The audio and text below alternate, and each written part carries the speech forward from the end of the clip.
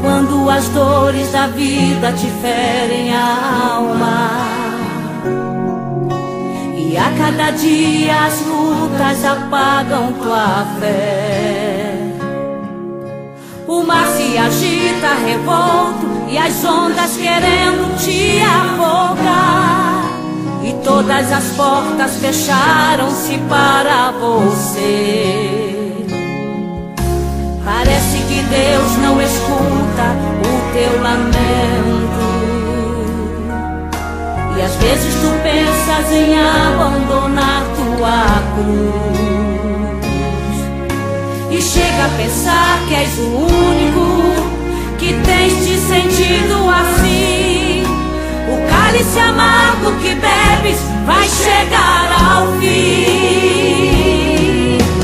Saibas que Deus tem olhado o teu sofrimento, o teu lamento chegou ao trono do Senhor. Deus tem estado ao teu lado em todo o tempo, na hora da angústia, na hora da dor. Saiba, não há provação que dure pra sempre, e depois da tempestade o sol vai brilhar, pois não há luta que dure por todo o tempo.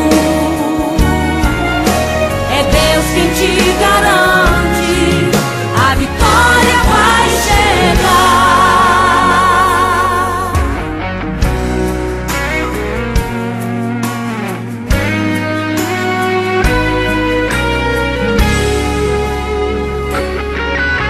Parece que Deus não escuta o teu lamento,